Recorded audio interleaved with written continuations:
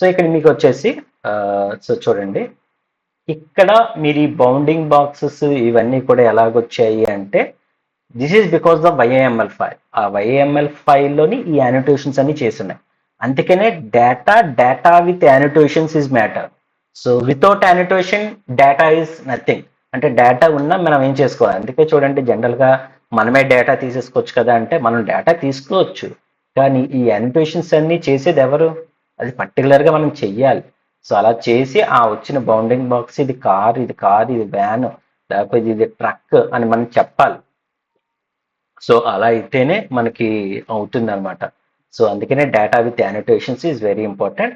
ఆ యానిటేషన్స్ file already మనకి వైఏఎంఎల్ file మనం రీడ్ చేసుకున్నాం. Okay, fine.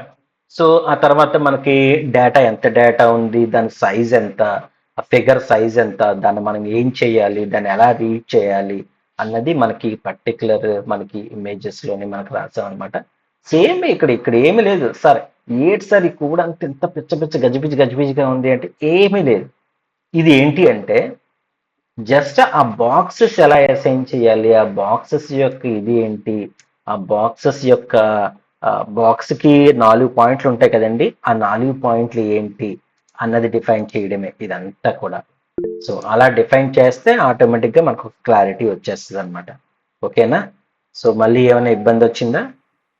So screen sharing, ఓహోహో,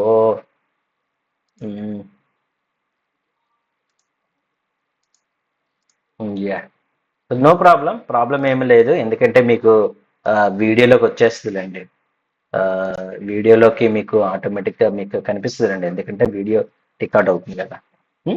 సో ఇక్కడ ఈ బాక్సెస్, మీకు ఈ బాక్సెస్ ఆల్రెడీ మీకు చూపించాను.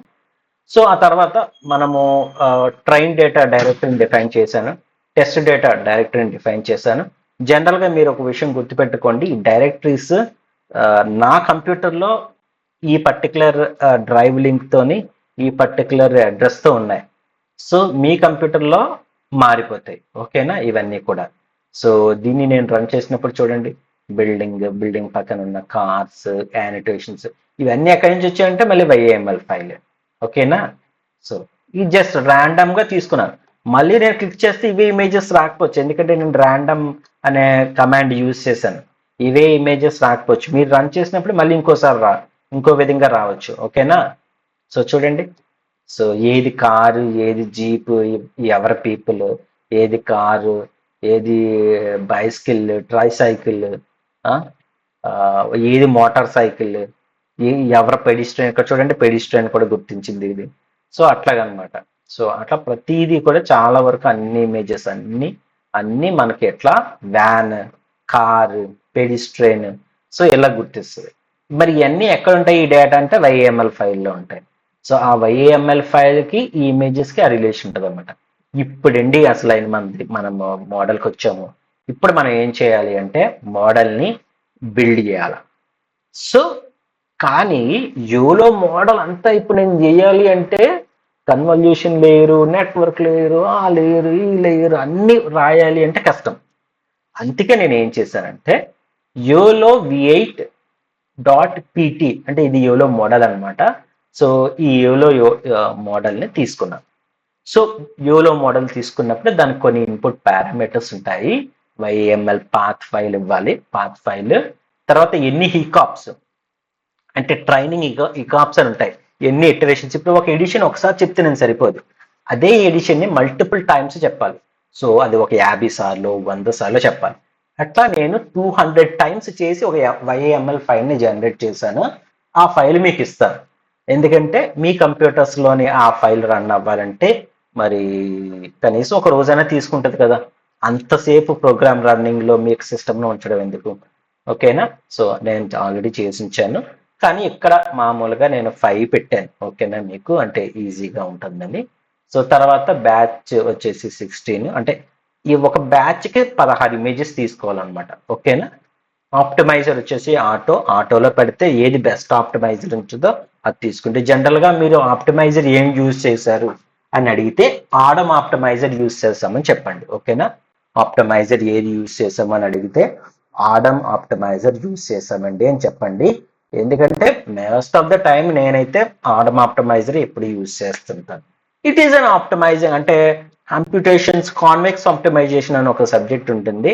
దానికి రిలేటెడ్ అంటే the best lowest possible mathematical computations తీసుకునే లెక్క అనమాట. ఓకేనా? So Adam optimiser, that's it.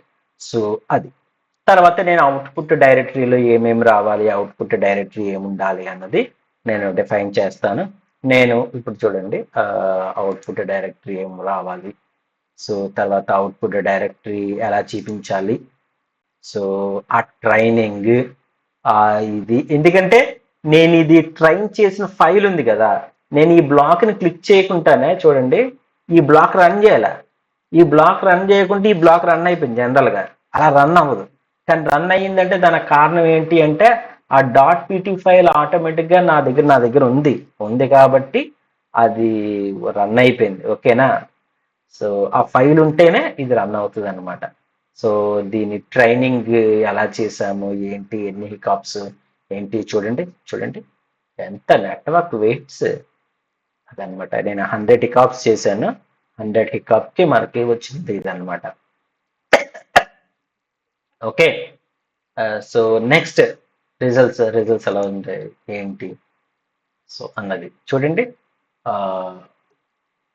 Training losses, classes and precision ఎంత, ఓకే, రీకాల్ అంటే precision, recall, training loss, validation loss ఇవన్నీ కూడా మీకు కంప్యూటర్ డీప్ లెర్నింగ్ లో వచ్చే కొన్ని పారామీటర్స్ అన్నమాట. For example means root square error, mean square error, what is the error అని మీరు జనరల్ టర్మ్స్ యూస్ చేస్తారు కదా, అలాగే ఇక్కడ కూడా what is the validation loss. Validation loss అంటే ఏం లేదు, ఎర్రర్ ఎంత ఎర్రర్ అదే అట్లే అయ్యి అనమాట. రికాల్, ఎర్రర్, ప్రెసిషన్ అంటే డిఫరెంట్ టైప్స్ ఆఫ్ చూడండి. Error, mean square error, root mean square error ఈ మూడు డిఫరెంట్ కదా. ఎర్రర్ అంటే జనరల్ గా డిఫరెన్స్ చెప్తారు, మీన్ స్క్వేర్ ఎర్రర్ అంటే మీన్ చేసి ఆ తర్వాత ఎర్రర్ ఫైండ్ అవుట్ చేస్తారు, రూట్ మీన్ స్క్వేర్ ఎర్రర్ అంటే root over of that mean square చెప్తారు. అవునా కదా? అట్లనే ఇక్కడ కూడా వ్యాలిడేషన్ లాస్ అని అంటే ఎర్రర్ ఫంక్షన్ మీరు ఇక్కడ లాస్ అనే టర్మ్ వాడతారు. సో వ్యాలిడేషన్ లాస్, ప్రెసిషన్ ఇట్లా ఉంటాయి అన్నమాట. సో వీటిని మనం చేసుకుంటాం. That's it. ఇక్కడితో ట్రైనింగ్ కంప్లీట్ అయిపోయింది. వన్స్ ట్రైనింగ్ కంప్లీట్ అయిపోయిన తర్వాత ఏం చేస్తాం? టెస్టింగ్ చేస్తాము. సో టెస్టింగ్ కోసం మనం యూజ్ చేసేది ఇది అనమాట. ఓకేనా? సో చూడండి, టెస్టింగ్ చేసేటప్పుడు ఏమన్నా ఉన్నాయా ఏంటి అన్నది మనకి ఇక్కడ చూపిస్తుంది అనమాట. సో దీనికోసం నేను ఏం చేశానంటే ఒక టెస్టింగ్ కోసం ఒక ఇమేజ్ తీసుకుంటాము. ఆ ఇమేజ్ మనకి బెస్ట్ డాట్ పీటీ అనే ఫైల్ అని చెప్పాను కదా, ఆ ఫైల్ ట్రైనింగ్ చేసిన తర్వాత ఆ ఫైల్ మనకు వచ్చింది. ట్రైనింగ్ చేయకుండా మనకు అది రాదు. ఓకేనా? సో ట్రైనింగ్ చేసిన తర్వాత ఆ ఫైల్ నేను ఇక్కడ అసైన్ చేశాను. సో దాన్ని బట్టి మనకి ఇది అవుట్పుట్ ప్రెడిక్షన్స్ ఇస్తుంది. చూసారా? ఇదన్నీ కూడా యానిటేషన్ చేసిన డేటా కాదు, నెట్వర్క్ ట్రైన్ అయిన తర్వాత వచ్చిన రిజల్ట్స్. చూడండి, పెడిస్ట్రియన్స్ అని చెప్పి, కార్స్ కానీ, వ్యాన్స్ కానీ ఎట్లాగా ఇది చేసింది అనమాట. ఓకేనా? టెస్ట్ ప్రెడిక్షన్స్ తో పాటు ప్రెడిక్షన్ స్కోర్ ఇస్తుంది. క్లియర్? That's it. అంతేనండి. ఇక్కడ జనరల్ గా మనకు వచ్చిన క్లాసెస్ ఏంటి అంటే 10 క్లాసెస్. పెడిస్ట్రియన్స్ ఒకటి, పీపుల్ ఒకటి, బైసైకిల్ ఒకటి, కార్ ఒకటి, van, truck, tricycle, bus, motor. అంటే మోటార్ సైకిల్ అంతే. Okay, that's it. అది and identify the best class ఏంటి అంటే ఇది ఒక చిన్న ప్రోగ్రామ్ రాశాను. బట్ ఈ ప్రోగ్రామ్ ఇదంతా కూడా ఐడెంటిఫైయింగ్ టైం వస్తుంది. ఇది పర్టికులర్ గా అంటే నేను దీంట్లో ఇంక్లూడ్ చేయట్లేదు మెయిన్ ప్రోగ్రామ్ లోని. ఈ ప్రోగ్రామ్ ను సపరేట్ గా నేను అర్బన్ మేనేజ్మెంట్ అనే ఒక ఫైల్ తీసుకున్నాను, దాంట్లో నేను చేస్తున్నాను. ఓకేనా?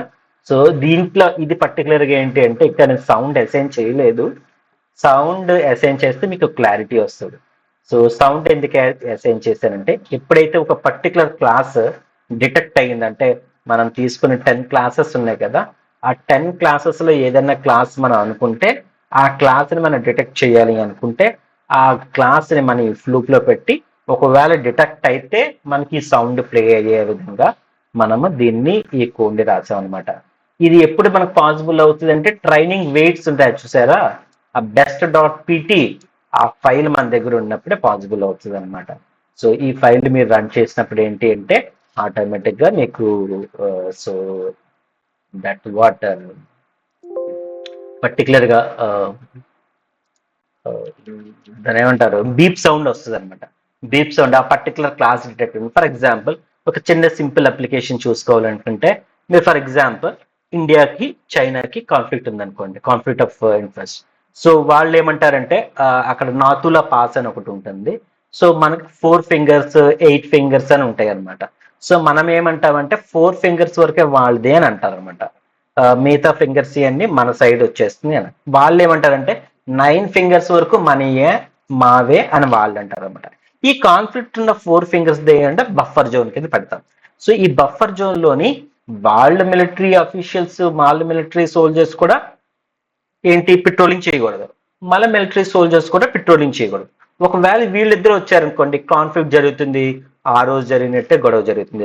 4 years బ్యాక్ గొడవ జరిగింది కదా, అట్లనే గొడవ జరుగుతుంది. సో అక్కడ నో బఫర్ జోన్ అంటే ఎవరు వెళ్ళకూడదు. వాళ్ళు పెట్రోలింగ్కి వెళ్ళకూడదు, మనము పెట్రోలింగ్కి వెళ్ళకూడదు. అప్పుడు ఏం చేస్తారంటే డ్రోన్ తోని టాప్ వ్యూ నుంచి విజన్ చేస్తారు. అప్పుడు ఏంటంటే మరి ఎన్ని డ్రోన్స్ అయినా పెడతారు, ఎంతమందిని చూస్తారు, అక్కడ పర్టికులర్ గా ఆ డ్రోన్ కాసి అట్లాగా ఫీడ్ చూస్తారా ఏంటి, అట్లా చేయరు. ఒక మిషన్ లెర్నింగ్ ఇలాంటి ట్రైన్ నెట్వర్క్ ఇచ్చేస్తారు. ఎవరైనా ఒక మనిషి ఆ జోన్ లోకి వస్తే ఆటోమేటిక్ గా ఈ కంప్యూటర్ సిస్టమ్ బీప్ సౌండ్ ఇస్తుంది అనమాట. That's it. అట్లా బీప్ అంటే బీప్ ఇస్తుంది, లేకపోతే ఎలాంటి మెసేజ్ వెళ్ళేలా పెట్టుకోవచ్చు. సో మీరు మెసేజ్ పెట్టి ఇలాగ అడగండి, ఎందుకంటే it's again it separate topic of GSF. ఓకేనా. సో ప్రస్తుతానికి అయితే బీప్ వచ్చేలా మనం పెట్టుకున్నాము. సో పెట్టుకుంటున్నాము. సో ఆ బీప్ వస్తుంది అనమాట. ఆ పర్టికులర్ పర్సన్స్ కానీ లేదా కార్స్ కానీ లేదా ట్రక్స్ కానీ డిటెక్ట్ అయితే ఆటోమేటిక్గా బీప్ వచ్చేస్తుంది అనమాట. ఓకేనా. Is that clear?